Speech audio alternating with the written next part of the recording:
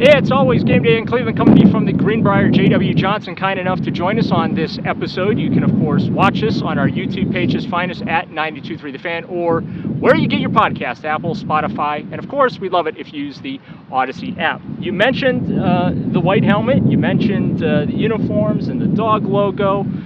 Part of that, getting feedback from fans. How is that process? And because it seems like it's been fairly successful for you. Yeah, it's been great. I mean, obviously, we work very closely with our marketing department. Our Brett Rossi, who's our CMO, he and I are kind of joined at the hip on a lot of these things.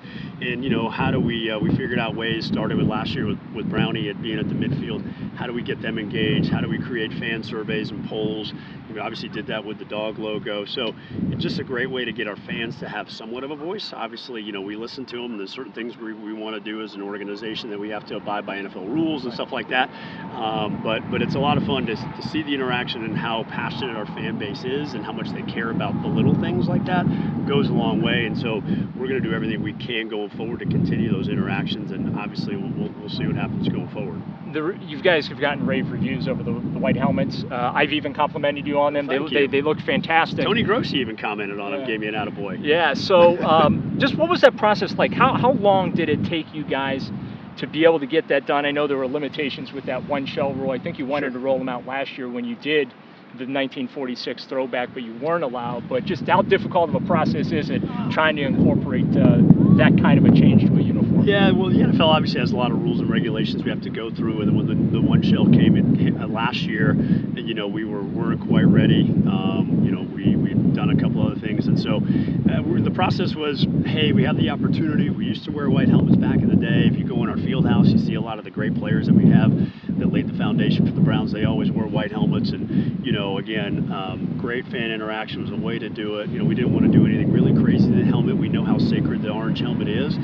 So obviously it's our logo, and we wanted to keep that sacred. So to be able to do something fun and different and kind of be hip with the young kids, it was fun to do, and the players love it. That's another great thing. The players were super fired up about it. They think it's great. They can't wait to wear them, and we're excited to bring them out Monday night against the Steelers. So it'll be a blast.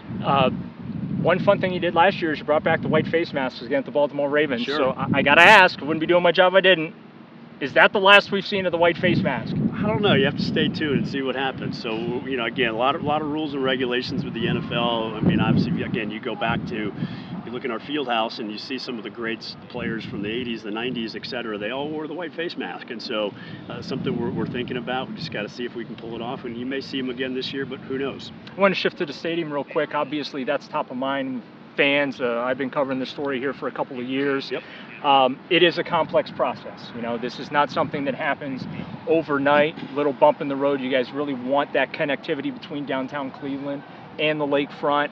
The state funding for that land bridge kind of fell through. Probably can go back at it in a year or so. But just the Haslam spoke the other day about the commitment to stay on the lake. They really want to be on the lake, but at the same time, they want and feel like it needs to be developed. So just the overall vision of the organization, staying in that stadium and trying to extend the life of it. Yeah, I mean, listen, we're doing everything we can to work with the city, the county, the state to come up with a plan to be able to do that. We love being where we are. It's a great building. We've got a lot of work that we have to do to it. I actually was talking to Robert Kraft at this past NFL meetings, and you hear about other stadiums that are going on, obviously with the sale of the Commanders, and they have some things they need to think through. And he said, just remember when people walk into your stadium, it's like they're walking into your house, and you still want it to be nice. You don't want to walk into something that's not nice. So we know we have to do some things to get the building right and get it nice, but we're also going to keep our options open and just make sure we're doing what's best for the club, what's best for the city, and obviously for the organization. What's it going to take for me to get you on team build a new dome? Well, I don't know. Obviously that's a big thing. People talk about that. I'm a pretty big traditionalist. We play in the AFC North. It's kind of the black and blue division. All of our teams play outside, and if you look at all the teams that have won Super Bowls lately, they're mostly outdoor teams. Obviously I think the Rams were the last one that were an indoor team. So I'm kind of traditionalist. I like being outside in the elements, but I understand it can be cold and brutal for our fans. Obviously last year against the Saints was a tough one, but again, we'll keep our options open. If the economics work, we're going to explore all the options. fan experience. You guys have done a lot in the last 5-6 years to really enhance the game day experience. Sure. Anything you can tell me you might have up your sleeve to change things up or add to the I don't know. We're going to continue with the Dog Pound Captain program, which we thought was really good. And how do we kind of keep working through that? And maybe we kind of keep it more of a surprise so people get into the seats. Like we always talk about game time on time. We want our fans in the stadium being loud right at kickoff, leading up to it. The players feed off of our fans, and so obviously new music, obviously videos, all the different things we can do to create a great fan experience. And then obviously we need our fans to be engaged when we're doing stuff. And so obviously I think that carries with the play on the field. If the guys are doing well, the fans are going to be excited. If they're not, obviously it's a little challenging. So anything we can do to keep enhancing that and making our fans happy, we're going to do. The Guitar Smash staying? I think so. I think the Guitar Smash may stay. It was a hit, right? Yeah, it was a good one. We like it. Nice little nod to the Rock and Roll Hall of Fame and birthplace of rock and roll here in Ohio. So I think it could stay. More with J.W. Johnson on It's Always Game Day in Cleveland after this.